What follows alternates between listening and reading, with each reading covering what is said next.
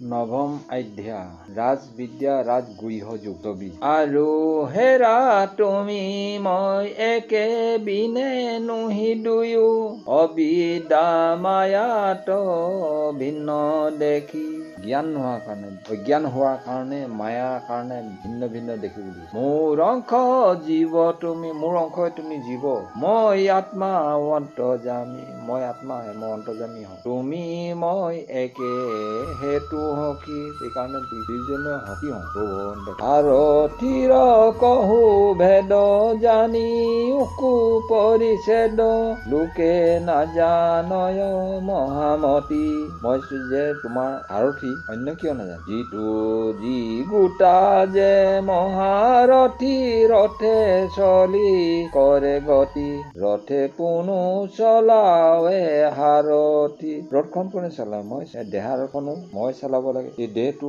এখন ৰথ হয় এই ৰথখন কোনে চলায় মই চলাওঁ দেহ ৰথ গুৰ মৰ ইন্দ্ৰি প্ৰাণ হেনাগন বিষয় অন্যান্য সংসাৰ দেহ ৰথখন আৰু ইন্দ্ৰিয়গণ মনটো মই ৰথখনো মই দেহা ৰথখন কোনে চলায় মই চলাওঁ মই চলাওঁ দেহত যিমান বিলাক অংগ আছে এইবিলাক হেনাগণ হয় যেনেকে চকু কাণ নাক ইন্দ্ৰিয় যিমান বিভিন্ন দেহত অংগ আছে সকলো হেনা হয় চিত্ত বুদ্ধি ধনুৱান লোভ মোহ সন্ধান লোভে যে মৃগয়া হইল তাৰ মৃগয়া মানে হৰিণা এইবিলাক মানে লোভ মোহ বুদ্ধি মন চিত্ত সকলোবিলাক হৰিণা হয় তাৰ কৰি পেলাই যিটো গছ তাত মানে কৰিবলৈ যোৱা মৃগয়া বুলি পহু বুলি কয় এইবিলাক মৃগয়া তুমি জীৱ ৰূপ ধৰি দেহা গোট ৰথে চৰি তুমি দেহত জীৱৰূপ হলে হৈ পেলাই তুমি দেহাত ৰথৰ লিখা হৈ আছা সংসাৰ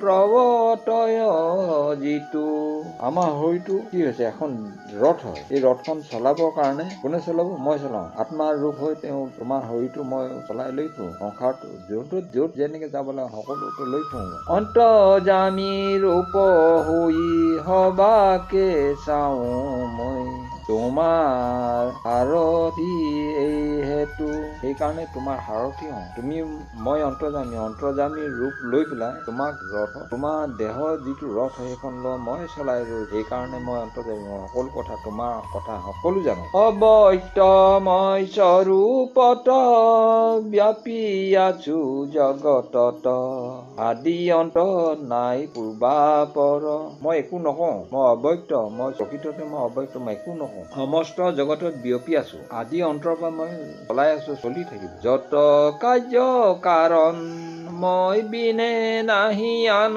মোটো আছে যত চৰাচৰ যিমান কাৰো কাৰ্য আছে কৰিবলৈ আছে সকলোতে মই মোৰ বিনে অন্য কোনোৱে নাই জগতত যত প্ৰাণী সকলো মোতে হে আছে মই নাথাকো তাহম বাট জগতত যিমান সমস্ত প্ৰাণী আছে জীৱ জগত জড় জগত ই সকলোতে মই আছো কিন্তু তেওঁ কৈছে মই তোমালোকৰ লগত নাথাকো মই হে হবাকে কহু কভু কাৰ সংগ নুহো ইহাক জানিবা ভাল মতে মই সকলোৰ লগত থাকো মই কাৰো লগতো নহয় প্ৰভু ভগৱান শ্ৰীকৃষ্ণ অৰ্জুনক কৈছে যে মই সকলোতে থাকো কিন্তু মই কাকো সংগ নিদিওঁ যোগ নিদিওঁ এই কথাটো ভালকৈ জানি তুমি যিয়ে নকৰা তুমি জীয়াই থকা বা যিয়ে কৰা যিয়ে নকৰা সকলো তুমি কৰিবা মই নকৰো কিন্তু তোমাৰ লগতে থাকিব অৰ্জুনে বোলয় স্বামী তোমাত আছো আমি তুমি কেনে নাথাকয় আমাৰ তেতিয়া প্ৰভু অৰ্জুনে কৈছে যে তুমি স্বামী কাক কয় আমাৰ মানুহ বিলাকে কি কয় নিজৰ পত্নী গৰাকীয়ে নিজৰ মানুহজনক স্বামী কয় ঠিক তেনেকে আমাৰ স্বামী কোন হৈছে প্ৰভু ভগৱন্ত অনন্ত ঈশ্বৰ নাৰায়ণ তেতিয়াহ'লে তুমি আমাৰ লগত কিয় নাথাকা দেহ বস্ত্ৰ যেন দুই উভয় সংযোগ হৈ দুয়ো আছয় সাক্ষাৎ প্ৰভু ভগৱন্ত কৈছে উদাহৰণটো দি কৈছে যে দেহ তোমাৰ দেহটো আৰু বস্ত্ৰ দুয়ো ইজনে সিজনৰ লগত আছে সিজনে সিজনৰ লগত আছে দেহৰ লগত বস্ত্ৰ থাকিব বস্ত্ৰৰ লগত দেহ থাকিবই কৃষ্ণে বোলে বিহনলা কৰি প্ৰশ্ন ভালা যি পুচিলা অতীব শংকৰ শ্ৰীকৃষ্ণ প্ৰভু ভগৱন্তই অৰ্জুনক বিহনলা বুলি প্ৰশ্ন কৰিলে তুমি ভাল প্ৰশ্ন কৰিলা এইটো বৰ সংশয়জনক কথা কৈছা শিৱ বিৰিঞ্চিয়ে তত্ত নাজানয় স্বৰূপত মই দিবু তাহাৰ নিৰ্ণয়।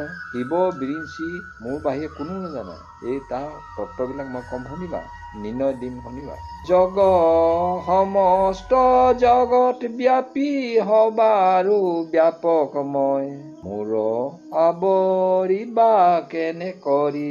সমস্ত জগতে মই বিয়পি আছো, মোক কেনেকৈ আৱৰি ল'বা তোমালোকে। পুৰুষ প্ৰকৃতি দুই একে যে সংযোগ হৈ পুৰুষক ঢাকয় মনৰি। পুৰুষ প্ৰকৃতি দুই একেলগতে থাকে, থাকিলেও প্ৰকৃতিয়ে পুৰুষ মনৰ পৰা আকৰ্ষিত কৰি ৰাখে। মোহ এৰি পুৰুষে যে থাকিতে পাৰয় যদি দেহটো থাকোঁতে ঘটে মোৰ।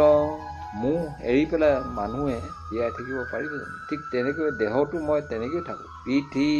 পৃথিৱীত আছে লোক লোকত পৃথিৱী নাই মোৰ জানা হেহি পতন্তৰ। পৃথিৱীত মানুহ আছে, মানুহত পৃথিৱী নাই, এইটো জানি ল'বা। ব্যাপক আকাশ যেন বায়ু সমে দুয়োজন সৰ্বদা থাকে একঠাই। ব্যাপক আকাশখনত একেৰাহে আকাশ আৰু বায়ু দুইটা একেলগত থাকে। বায়ু সৰ্বতে গতি আকাশতো সুস্থিতি তবু দুয়ো সংগ নয়ো। বায়ুতো আকাশ থাকে, আকাশতো বায়ু থাকে, কিন্তু ইজনে সিজনৰ লগত চিনাচিনি নাই। প্ৰপঞ্চ জগত যত চতুৰ্বিংশ আদি তত্ত্ব সৰ্বহাৰো প্ৰকৃতিৰ কাৰণ কাৰ্য তথাপি তথাপিতো সমনয়ো মোৰ দৃষ্টি হোৱে চেতন। ইজনে সিজনৰ লগত যেতিয়ালৈকে চেতন জ্ঞানটো নহব, জানিবলৈ ইচ্ছা নকৰিব, ইজনে সিজনৰ লগত মিল নাখায়। মায়াৰো কাৰণ আমি সবাৰো অন্তৰ্যামী মুত বিনে বস্তু নাহি আৰু। মায়াৰ কাৰণে আমি সকলো অন্তৰত আছো, মোৰ বিনে অন্য একোৱেই নাই। অলংকাৰ গহিলাত কংকন কুণ্ডল হোৱে ভংগ ভৈলে সুবৰ্ণৰ হাৰ। এইটোৰ আকৌ উদাহৰণ দিছে কি, যিমানবিলাক মতা হওক মাইকী মানুহ হওক যিবিলাক অলংকাৰ আছে সোণেৰে বনোৱা থাকে, সেই অলংকাৰ বিলাক ভাঙি দিলে মানে সোণেই হৈ পৰি। লীলা আশ্ৰয় কৰি মোৰ যুগ মায়া ধৰি জগতক সজু পূৰ্ণবাৰ। মায়াকে আশ্ৰয় কৰি মই জগতখনত সৰ্জন কৰো আৰু পালন কৰো। যেন কল্প অন্ত পাই মায়া হমে আহে যায় গুণ হমে সকলো সংসাৰ। নিজৰ গুণৰ কাৰণে যোনে যি কৰ্ম কৰিছে, তেওঁ যি বিচাৰে, তেওঁ গুণ পূৰ্বজন্মক কেনেকে কোনে কি কাম কৰি আহিছে সকলোবিলাক নিজৰ গুণৰ অনুসাৰে নিজৰ নিজৰ কাৰ্য কৰিব। অৰ্জুনে বোলন্ত স্বামী বোলা যে অংশ আমি নিজে কি কৰ্তা তুমি হে সাক্ষাৎ। তেতিয়া অৰ্জুনে কৈছে, হে স্বামী তোমাৰ অংশ কলা হওঁ যদিও তুমিয়ে সাক্ষাৎ তুমি কৰ্তা হৈ আছা। জীৱে কিছু নকৰয় নকৰিও বদ্ধ হয় তুমি কেনে বদ্ধ নোহা তাত।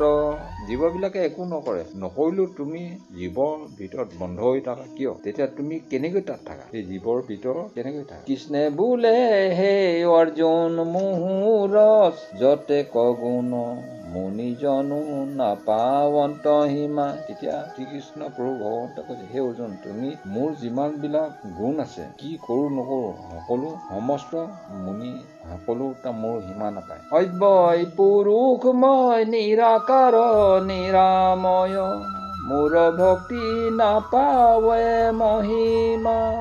মই নিৰাকাৰ হওঁ, মই নিৰাময় হওঁ, মোৰ ভক্তি কোনো মহিমা নাপায়। আছো আমি ধনঞ্জয় প্ৰকৃতিৰ নম্ৰ জয় আমি কেনে কৰ্তা হৈবো তাত।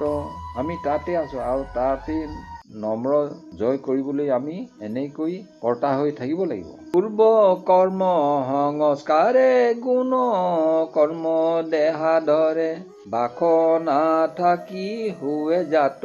পূৰ্বৰ দেহত আমি যি কৰ্ম কৰি আছিলোঁ সেই কৰ্ম অনুসাৰে দেহাটো ধৰিম আৰু সেই দেহা দংগ পতংগ লৈ গুচি যাব। তুমি এইটো কাম কৰিবা, এইটো কৰিব লাগিব, তেওঁ মনৰ ইচ্ছা সেইটো প্ৰভু ভগৱন্তই সেই দেহাত সমস্ত কাম কৰি যাবই লাগিব। পূৰ্ব কৰ্ম সংস্কাৰে গুণ কৰ্ম দেহা দৰে বাস নাথাকি হুৱে জাত। পূৰ্ব কৰ্ম অনুসৰি যেনেকে যোনে যি কৰ্ম কৰি আছে সেই বাসনা অনুসৰি আকৌ পুনৰ জন্ম হ'ব, সেই কৰ্মই কৰিব লাগিব। হৈয়া আমি উদাসীন কৰ্তা ক্ৰিয়া কৰ্মহীন সবাহাতে আছো সাক্ষী ভাৱে। কৰ্তা ক্ৰিয়া কৰ্ম যিমান বিলাক আছে কাৰো কাৰ্য আছে সকলো আমি মুঠি সাক্ষীহে, সকলো তুমিয়ে কৰি আছো। যেন ভাস্কৰে লোকে ধৰ্মা ধৰ্ম কৰে পাপ পুণ্য সূৰ্যক নেলাগে। যেনেকৈ মানে কৈছে ধৰ্মা ধৰ্মে যি কৰা নকৰা, পাপ পুণ্য যি কৰা নকৰা, মোক নালাগে, তোমালোকৰ জীৱকহে লাগিব, জীৱবিলাকো লাগিব, মোক নালাগে। মোহৰ প্ৰকাশ পায়া সংসাৰ সজয় মায়া সেই হেতু নিশ্চয় জানি উক। পৃথিৱীখনত যিমানবিলাক পোহৰ পায়, সংসাৰত যিমানবিলাক স্বজন পালন হয়, এইবিলাক চব মায়াৰ হেতু কৰি সংসাৰখন চলি আছে, মায়াতেই শেষ হ'ব। যদি মই নিৰাকাৰ তৰু তবু ধৰো অৱতাৰ এই হেতু এলা কৰে মোক। তেতিয়া প্ৰভু ভগৱত অৰ্জুনক কৈছে মই নিৰাকাৰ হওঁ, মোৰ কোনো আকাৰ নাই, মই অৱতাৰ ধৰো, সেইকাৰণে মোক অৱহেলা কৰে সকলো। কহয় মিশ্ৰ গোবিন্দ চৰণৰ অৰবিন্দ মোৰ মুখে নচাৰো কো নাম। গোবিন্দ মিশ্ৰই কৈছে যে সেইকাৰণে প্ৰভু ভগৱন্ত তেওঁৰ নাম মুখৰ পৰা এৰিব নালাগে, সদায় স্মৰণ কৰি থাকিব লাগে, কথা চৰ্চা কৰি থাকিব লাগে। শুনা হবা সদ জন তৰিবাক যাৰ মন ডাকি হবে বোলা ৰাম ৰাম।